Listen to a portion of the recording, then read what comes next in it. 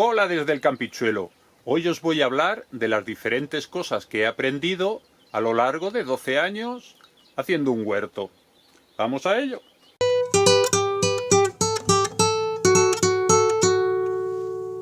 El abonado.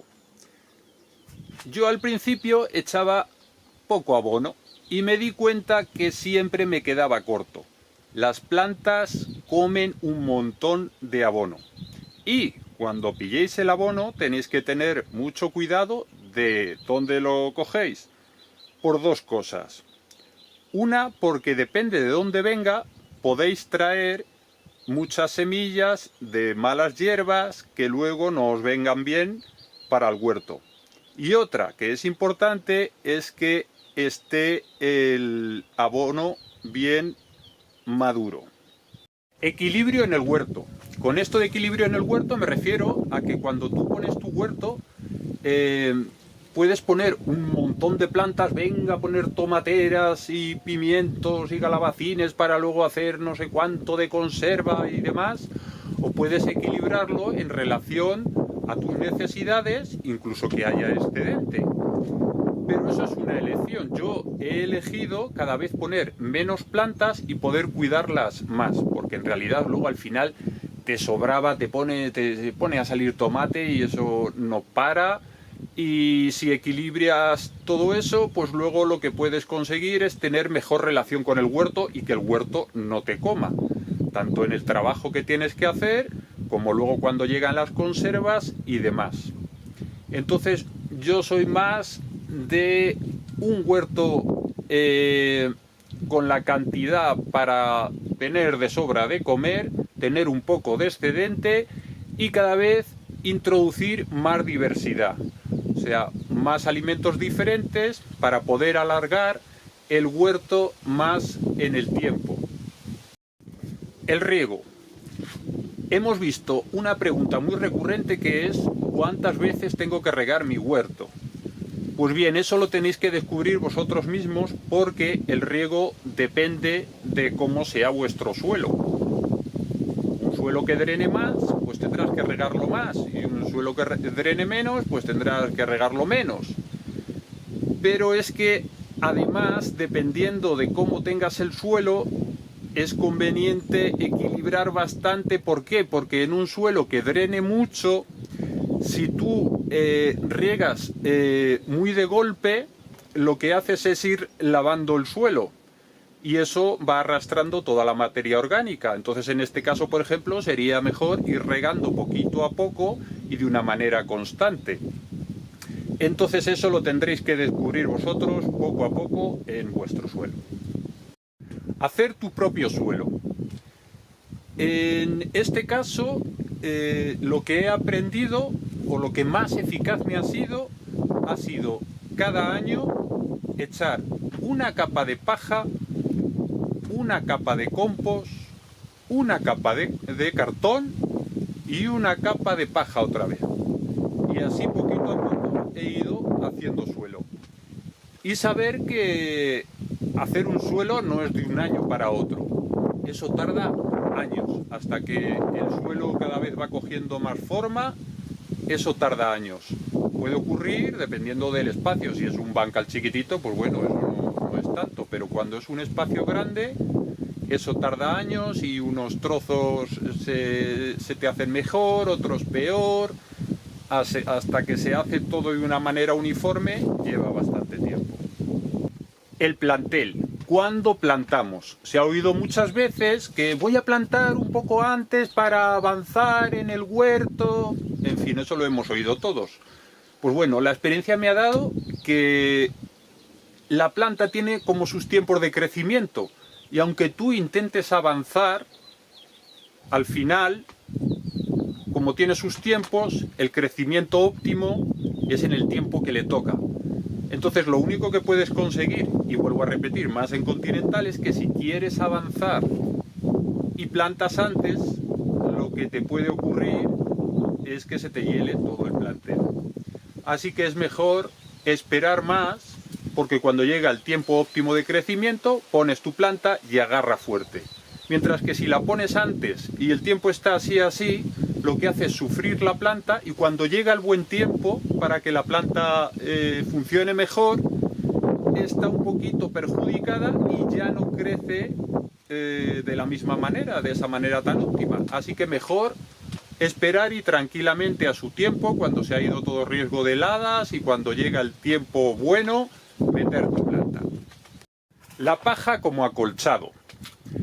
Aquí hay una cosa muy curiosa y que además la descubrí este año, y es que la paja, cuando hace mucho calor, protege el suelo, pero cuando tú pones la planta, el plantín pequeño, el plantel, y es tan débil, hay, sobre todo en Continental, hay unos días que está el frío, que se puede cargar a planta, que sí, que no.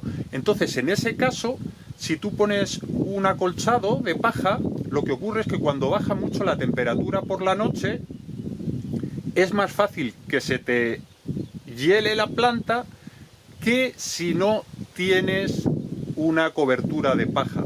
Y esto es porque cuando da el sol por el día, se calienta el suelo, y cuando llega la noche, ese calor sujeta un poquito para que la planta no se hiele. Mientras que si tú tienes la paja puesta, cuando llega la noche y pega todo el frío, ese calor no está y se carga la planta. Así que lo suyo sería la cobertura de paja, ponerla una vez que tu planta ya ha agarrado bien y cuando ya no haya peligro de heladas. Las conservas. Yo al principio, todos los años, hacía un montón de conservas y siempre me sobraban conservas. Y de tanta conserva, al final me sabían todos los botes a lo mismo, a conserva. Total, que fui cambiando un poquito, y lo que hacía era hacer menos conserva y empecé a algunos alimentos a congelarlos. Y en mi experiencia eso me funciona mejor en cuanto a todo el trabajo que lleva, en cuanto tienes como cuando te alimentas de estos alimentos en invierno, pues ya no es todo conserva, porque al final tiene todo como el mismo sabor a conserva, aunque sean diferentes alimentos. Y al tenerlos congelados, pues vas diversificando un poquito de conserva y de congelado. Así que yo recomiendo también congelar tus alimentos del huerto. Dependiendo de qué alimentos, unos se pueden congelar y otros no se pueden congelar. Eso ya haré otro vídeo en otro momento.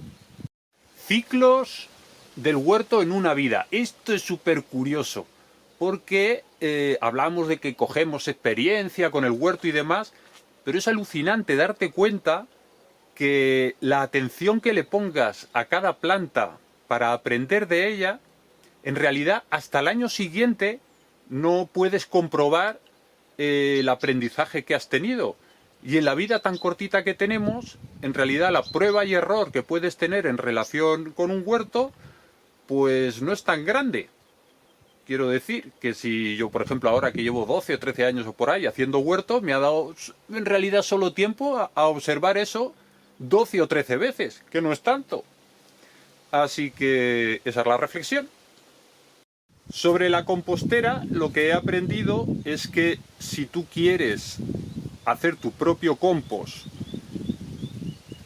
y coges, como en muchos vídeos de YouTube te ponen, pon esta cantidad de esto, esta cantidad de otro, el día a día no funciona de esa manera. En el día a día tú vas teniendo residuos de cocina, los vas metiendo dentro y eso va compostando. Lo único que puedes ir añadiéndole, por ejemplo, pues es paja.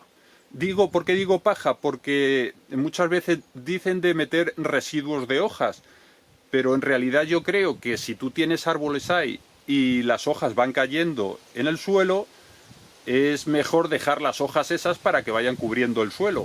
Traer paja y le vas añadiendo para que eso airee un poquito. De vez en cuando humedecer y removerlo un poco. Y ya está. El equilibrio que tenga tu compost para tu huerto va a ser directamente proporcional al equilibrio que tú tengas en tu forma de comer y en tu forma de consumir todos los elementos orgánicos. Así que eso es como un ciclo de lo que tú comes, que va al compost, y del compost es el alimento de las plantas que luego va a ti.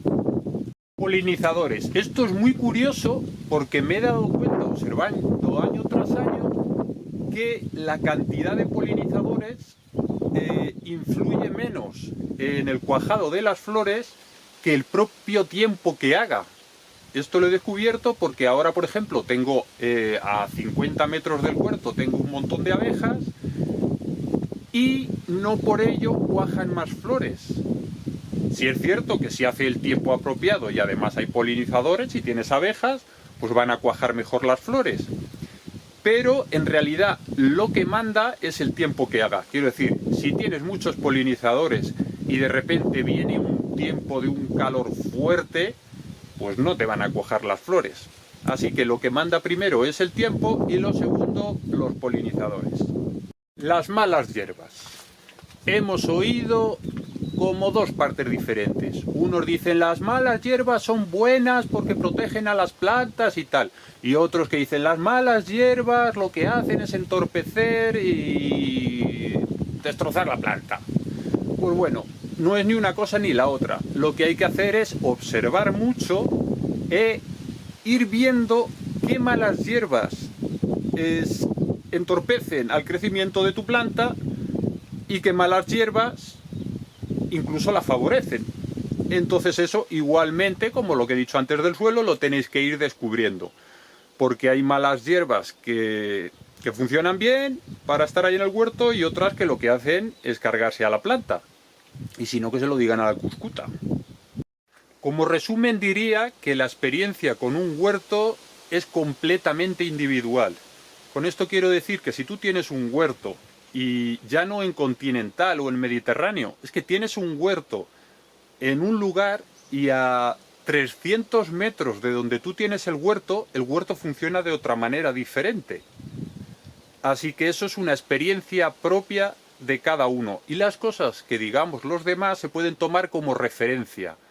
Pero la experiencia tiene que ser propia porque cada huerto es muy personal y funciona de una manera muy diferente. Y recordad, suscribiros a este canal que me anima mucho a seguir haciendo vídeos y a ver si entre todos le hacemos crecer un poquito. Solo tienes que bajar y con el dedete tiqui tiqui tiqui tiqui tiqui tiqui le das al suscribirse y ya está. Bueno, hasta luego.